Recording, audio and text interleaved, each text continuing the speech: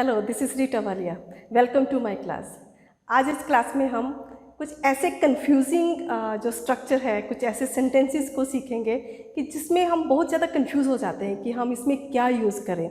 जिस तरह से सेंटेंस हम लेते हैं, मैंने अपना काम करवाया, ठीक है, और या फिर मैंने अपना टेलीविज़न ठीक करवाया, मैंने अपना रेफ्रिजरेटर ठीक करवाया, या उसने अपना रेफ्रिजरेटर ठीक करवाया, मैंने अपना कंप्यूटर जो वो ठीक करवाया, या फिर उसने अपने घर की छत की मुरम्मत करवाई। ऐसे सेंटेंसेस को हम बहुत ज़्यादा यूज़ में भी लेके आते हैं, बट ऐसे सेंटेंसेस जहाँ पे ये साबित होता है कि काम हमने ना किया बट किसी और ने किया हो, ठीक है। यहाँ पे काम अपने द्वारा नहीं किया गया, यहाँ पे काम किसी थर्ड पर्सन के द्वारा किया गया हो। तो इस तरह के सेंटेंसेस को हम किस तरह से यूज़ करेंगे, किस तरह से इसको स्ट्रक्चर में लेके आएंगे, आज हम इसको सीखेंगे। तो अभी तक भी अगर आपने इस चैनल को सब्सक्राइब नहीं किया है तो इसको अभी सब्सक्राइब करो, ताकि आपको आने वाले जितने भी न्यू वीडियोस हैं उसकी जो नोटिफिकेशंस हैं वो आप तक सबसे पहले पहुंचे। तो चलिए स्टार्ट करते हैं। आज जो हम सीखेंगे वो है हैव समथिंग डन और get something done. Have something done और गेट समथिंग डन। सबसे पहले आपको ये बता दें कि हैव समथिंग डन, हैव और गेट दोनों में कोई भी डिफरेंस नहीं है। आप हैव को भी यूज़ कर सकते हो, आप गेट को भी यूज़ कर सकते हो। चलिए सबसे पहले हम एक केस स्टडी करते हैं। मान लीजिए हमारे पास एक केस, यहाँ पे एक केस स्टडी है कि the roof of Julia's house was damaged in a storm. Julia के घर की छत जो थी वो तूफान में क्या हो जाती है, वो डैमेज्ड हो जाती है, ठीक है। Was damaged in a storm. Yesterday a workman came and repaired it. Yesterday a workman came and repaired it. इसका क्या मतलब हुआ कि जूलिया के घर की छत तो टूट गई, बट उसने वो छत जो थी वो किससे ठीक करवाई, किसी दूसरे से, उसने खुद काम नहीं किया। That means कि Julia had the roof repaired yesterday. Julia had the roof. अब उसके पास क्या है, क्या उसने किया, जो रूफ थी उसको क्या करवाया, रिपेयर करवाया। अब आके आप टाइम मेंशन कर सकते हो अगर आपको टाइम मेंशन करना है, या किसी के द्वारा बाय, अगर आपने दिया बाय अ वर्कमैन दे सकते हो कि अगर कोई पूछे किसके द्वारा करवाई तो आप दे सकते हो बाय अ वर्कमैन, है ना, काम करने वाला जो था उसके द्वारा उसने छत ठीक करवाई। अगर इस सेंटेंस को इस तरह से आप लिखो कि जूलिया रिपेयर्ड द रूफ, तो इसका मतलब ये हुआ कि जूलिया ने खुद ही अपने घर की छत ठीक करवा दी, उसने खुद ही अपने घर की छत ठीक की, मीन कि उसने किसी को नहीं बुलाया। तो यहाँ पे ये लगता है कि Julia has called someone to get that roof repaired, है ना, उसने किसी को बुलाया और किसी से रूफ जो वो रिपेयर करवाई। पर इस सेंटेंस में क्या लग रहा है कि जूलिया ने अपने घर की जो छत है उसने खुद ही उसको मरम्मत कर दिया। तो ये सेंटेंस हमारा यहाँ पे रॉन्ग होगा और ये सेंटेंस राइट होगा। तो चलिए पहले ये सीखते हैं कि राइट और रॉन्ग ये किस तरह से हम इन सेंटेंसेस को बनाएंगे और इसका स्ट्रक्चर क्या होगा। सबसे पहले देखो हमारे पास स्ट्रक्चर दिया हुआ है, यहाँ पे है कि हैव ऑब्जेक्ट, ठीक है, फिर उसके बाद आगे हमारे पास है वर्ब की थर्ड फॉर्म, फिर से गेट है, ऑब्जेक्ट है, फिर से वर्ब की थर्ड फॉर्म, और इससे पहले, इन दोनों से पहले हमारे पास क्या आएगा, सब्जेक्ट। जूलिया हो गया, आई हो गया, ही हो गया, कुछ भी आ सकता है। तो सबसे पहले सब्जेक्ट आ गया, फिर हैव। अब क्या है, जैसे हमने यहाँ पे सेंटेंस था जूलिया हैड, अब हैड जो हमने यूज़ किया था ये सेकंड फॉर्म यूज़ की थी। तो अब अगर यहाँ पे हम ये लिखते हैं जूलिया हैज़, है ना, यहाँ पे अब क्या हो जाएगा, हैज़, या फिर हैज़ हो गया, या फिर यहाँ पे क्या आ गया, गेट आ गया। यहाँ पे ऐसा नहीं कि हैव है तो आपको हैव ही लिखना है, ठीक है। यहाँ पे हैव हम उस समय लिखेंगे जब हमारे पास प्लूरल की बात हो रही होगी, बट जब सिंगुलर की बात होगी तो हम यहाँ पे हैज़ को लिख सकते हैं, यहाँ पे गेट को लिख सकते हैं, बट गेट के साथ आपको एस को ऐड करना होगा तो गेट्स हो जाएगा। Clear okay. उसके आगे क्या है, वो क्या करवाती है, ऑब्जेक्ट क्या है, द रूफ,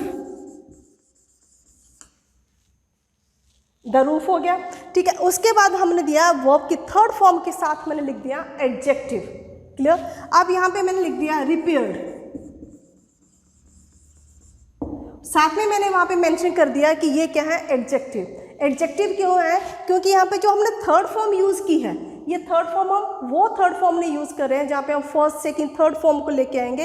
ये जो थर्ड फॉर्म हमने यूज़ की है इसके साथ क्या है, एक नाउन लगा हुआ है, ठीक है। जब भी थर्ड फॉर्म और उसके साथ नाउन ऐसे करके हो, दैट मीन्स कि वो किसी की विशेषता बता रहा है। रूफ रिपेयर्ड हुई है, तो ये जो पैटर्न होता है, इस पैटर्न को हम कहते हैं पास्ट पार्टिसिपल। क्लियर? इसको हम कहेंगे पास्ट पार्टिसिपल। आप इस तरह से सेंटेंसेस को बना सकते हैं। आप वहाँ पे हैव को भी यूज़ कर सकते हैं, याद रखना, और यहाँ तो फिर आप वहाँ पे इसको गेट को भी यूज़ कर सकते हैं। यहाँ पे जहाँ पे जूलिया का लिखा था कि जूलिया हैड, तो यहाँ पे हम गॉट भी लगा सकते हैं। Julia got the roof repaired yesterday. Clear हो गया कि किस तरह से स्ट्रक्चर को हम इसको यूज़ करेंगे। अभी हम इसके कुछ एग्जाम्पल्स देखते हैं जहाँ से आपको इसकी और ज़्यादा क्लैरिटी होगी।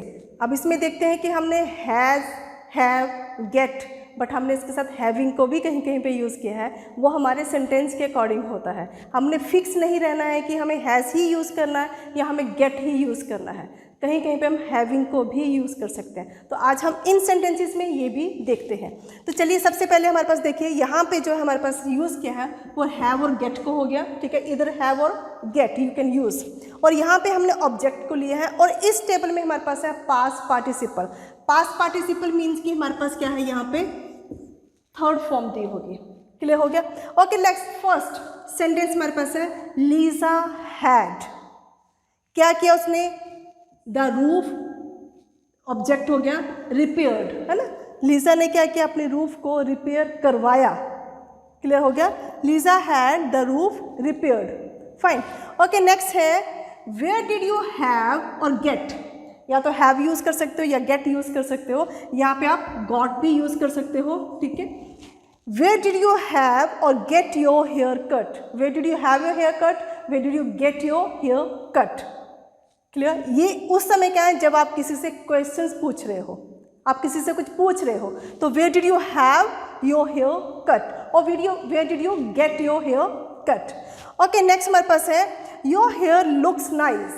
हमेशा याद रखना कि जो हेयर है, चाहे बाल बहुत ज़्यादा होते हैं बट वो हमेशा सिंगुलर में आते हैं, तो उसके साथ की जो वर्ब हम यूज़ करते हैं वो भी सिंगुलर में ही होती है। ठीक है, तो योर हेयर लुक्स नाइस, तुम्हारे हेयर बहुत अच्छे दिखते हैं।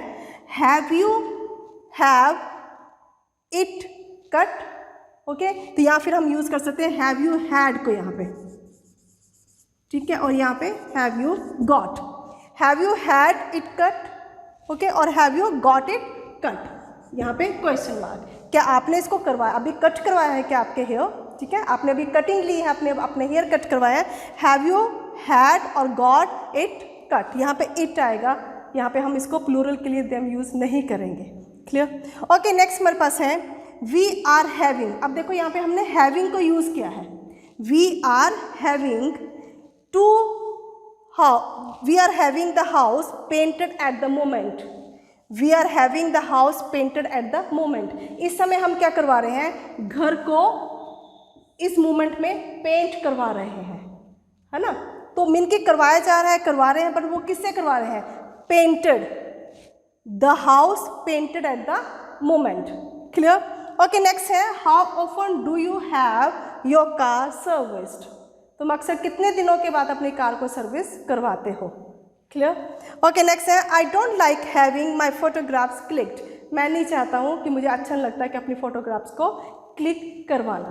तो यहाँ तक हमने आज कंप्लीट किया कि किस तरह से हम करेंगे हैव समथिंग डन और गेट समथिंग डन।